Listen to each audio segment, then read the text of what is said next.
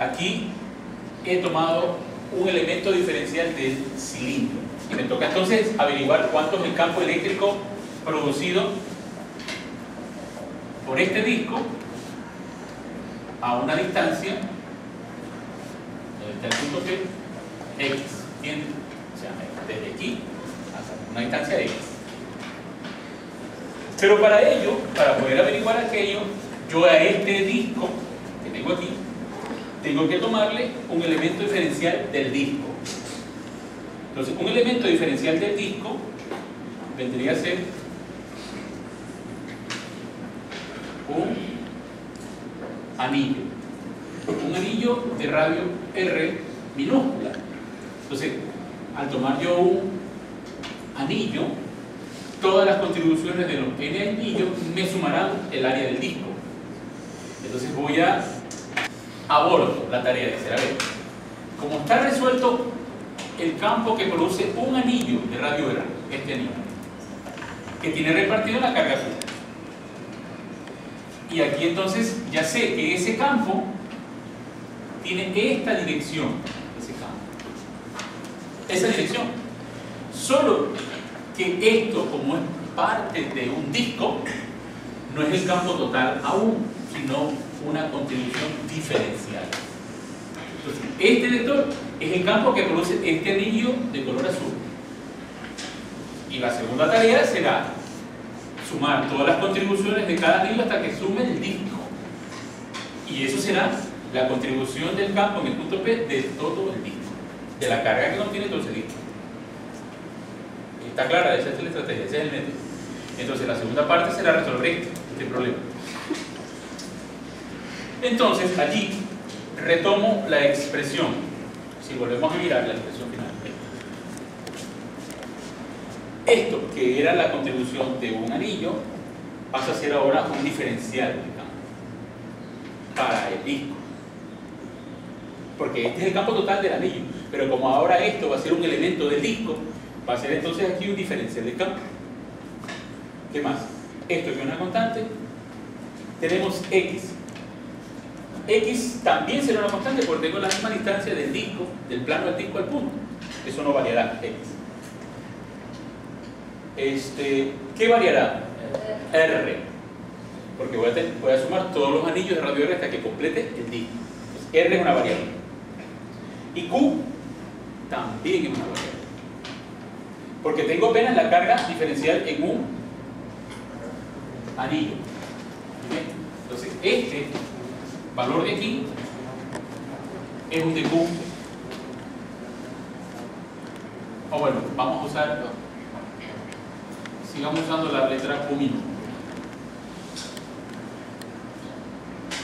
Entonces, este anillo tiene un de Q. Todo el disco tendrá una carga Q. Todo el disco. Entonces, desde ese punto de vista, yo tengo que sigma, que es la densidad de carga superficial, es toda la carga repartida en el disco. Entonces será de Q minúscula sobre dA. Luego, de Q será igual a sigma por dA. Ahora, naturalmente, el área de este disco, pi por R cuadrado. Un elemento diferencial va a ser 2pi R de R, ¿no? O sea, si usted deriva esto con respecto a N, le queda esto. Sí, bien, le queda eso, ¿no? Entonces, 2pi R de R. ¿Está de acuerdo? Entonces, esta contribución diferencial de carga, que es sigma de A, será sigma 2pi R de R. Eso es de A. Ahora, planteo el campo eléctrico. El campo eléctrico, aquí el diferencial es igual. Acá, X. Aquí, X cuadrado, R cuadrado, y esto estaba a la 3 medias. Estoy tomando la expresión del campo. ¿Cuál? Esta que está aquí. Veamos esto que está aquí. Entonces, estoy llamando a esto diferencial. ¿Ya? Constante, constante, constante, variable. Y aquí, variable. Entonces, aquí voy a poner TQ. ¿Entiendes? Y luego, este diferencial de carga, a reemplazarlo por esto que está aquí. Entonces, ahí está la expresión. Esta es la contribución. ¿Qué cosa es? Esta es la contribución de este elemento, solo de este. Esto que he puesto en rojo. Esa es la contribución diferencial. Por eso es la carga que está aquí contenida. ¿Cuál es la carga que está contenida aquí? Que es un diferencial de toda la carga que contiene el disco. ¿Está? Entonces, el siguiente paso, decía, era aquí reemplazar por esto. Eso es de aquí. A ver. De allí, como me toca aquí integrar para obtener el campo en este punto, el campo total, saco de la integración lo que es constante. Veamos qué cosa es. K, bueno. Pi, K, sigma, ¿qué más? X. Todo eso es constante. A ver. Sí, X. Y todo lo que va a estar dentro de la integral, ¿qué será? La variable. El 2 también afuera. El 2 también afuera, solo que me conviene dejarlo dentro. 2, R y B. Todo eso es variable. R es la variable de iteración. El 2 es constante, sí, pero en esta ocasión lo dejo todavía ahí, quietito. Y esto dentro de la integral, porque el R es la variable. ¿Se fijan? Entonces yo voy a tratar de contener una integral de la forma U a la N de U. Porque esto yo sé que es U a la N menos 1 sobre N menos 1, ¿de acuerdo? Perdón. Más 1. N más 1 sobre N más 1. Y entonces, ¿qué cosa es U? X cuadrado más N cuadrado. ¿Y qué cosa es de U? 2R de R. Por eso dejo el 2 aquí. Entonces, listo eso, usted dice, bueno, esto es igual a pi por K por sigma por X integral de X cuadrado más R cuadrado a la menos 3 medios por dr 2R de R. ¿De dónde a dónde? R. Va a ir R. Desde cuando vale 0 hasta cuando vale el radio R del disco. O sea, desde 0 hasta R. Ahora sí, el paso final es evaluar esto. ¿Cuánto será eso? Pi, K, sigma, X. ¿Y la integral cuánto? X cuadrado más R cuadrado está a la menos 3 medios. Como tengo que sumarle 1, eso queda menos 1 medio, ¿verdad? Tengo que dividir para menos 1 medio. El menos lo pongo acá. Ahora sí. Los límites iban de 0 hasta L. Muy bien. ¿Okay? Ahora evaluamos, ¿no? Bueno, antes de evaluar, voy a hacer el cambio, la desaparición de este 2, paso arriba, lo saco porque ahora sí es una constante, ¿qué más? Esto lo hago positivo, entonces voy a escribir aquí. El campo va a ser igual aquí. A 2 pi K sigma X. Sigma por X. Ya. Este 2 apareció por ahí. Y aquí voy a poner, en vez de menos, positivo. Y voy a poner 1 sobre la raíz cuadrada de X cuadrado y R cuadrado. Así escribí. Pero como esto dice positivo, hago los límites de inversión. O sea, aquí pongo 0 y aquí R. ¿Se fijan? Invertí los límites para desaparecer este signo. Y este 2 salió. Y además, esto lo pasé de abajo como positivo. quedando raíz cuadrada. Ahora sí, la parte final sería evaluar. ¿Cuál es la variable R, que es la variable?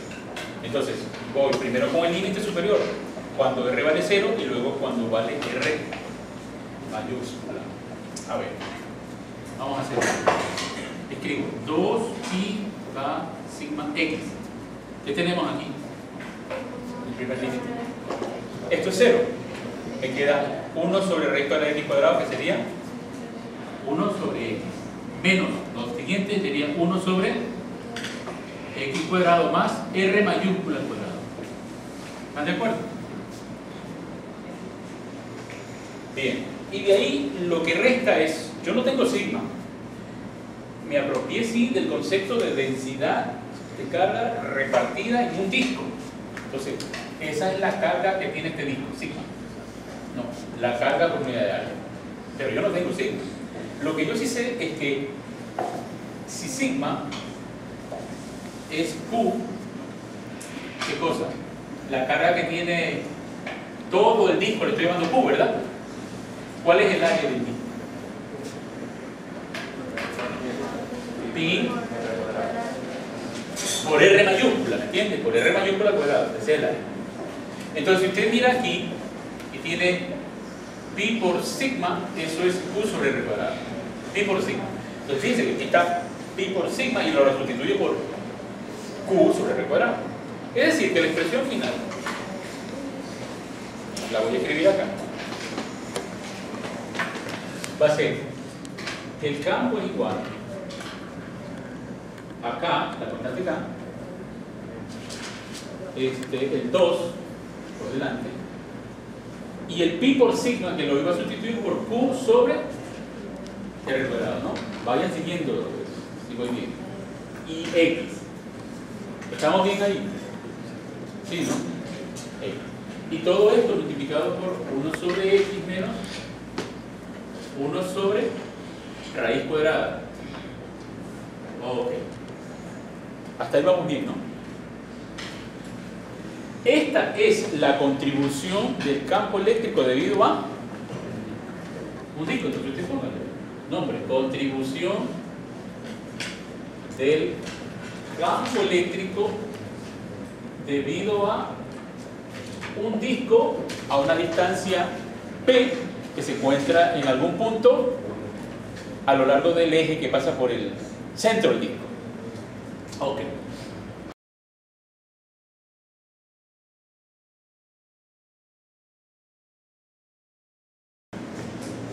Vemos un disco en cambio. Un disco que tiene repartida en toda la superficie, en toda el área, un radio R. Entonces, queremos determinar el campo eléctrico a esa distancia X y habíamos deducido en otro ejercicio pasado que el campo dependía de esta expresión, o sea, de X, de la carga del disco, de la geometría del disco, ¿verdad? Entonces se quiere averiguar a qué valor tiende el campo eléctrico cuando este punto está muy cerca de la placa, muy cerca del disco. Repito, la carga está distribuida uniformemente en el disco. Entonces, podemos observar que esto de aquí, si vemos X, nótese que al ser X muy pequeño comparado con R, este término de la raíz cuadrada de X cuadrado más R cuadrado tiende a R, y 1 sobre R tiende, en comparación con esto, a ser muy pequeño, a ser despreciable. De tal manera que si yo pongo aquí 2kq multiplico por x, me queda 2kq sobre R cuadrado. Es decir, x se simplifica y tiende a 2k por q R cuadrado. El valor del campo es un punto muy cercano acá. Ahora, lo que nos interesa más bien visualizar la expresión del campo no es en términos tanto de q, no es en términos de q, es más bien visualizarlo en términos de, ¿se acuerdan lo que significaba sigma? La densidad superficial de carga, ¿recuerdan? Y expresarlo más bien en términos de sigma, ¿no? ¿Cómo quedaría en términos de sigma si yo defino que sigma es la carga que tiene el disco dividido para el área del disco? Entonces el área del disco es pi por el radio cuadrado. Por lo tanto, Q es pi R cuadrado por sigma, ¿de acuerdo? Entonces, si yo voy a reemplazar Q por ese valor y K por 1, 4pi epsilon sub 0, entonces el valor del campo en cambio se expresaría como 2 Q, que es pi r cuadrado sigma, y abajo tengo 4pi epsilon sub 0 por r al cuadrado. Entonces veamos que se simplifica. Pi r cuadrado, el 2 con el 4. ¿Qué expresión se tiene acá? Que el campo es igual a ¿cuánto? En el numerador, ¿qué me queda? Sigma. Y en el denominador, ¿qué queda? 2 epsilon. Entonces vamos a recordar más adelante, varios capítulos, que el campo eléctrico, la intensidad del campo eléctrico, para puntos muy cerca al disco, muy cercano al disco, tiende al valor de la distribución superficial de carga, que es sigma, dividido para epsilon 0, 2 veces epsilon 0. Entonces recordar esta expresión que la vamos a utilizar posteriormente.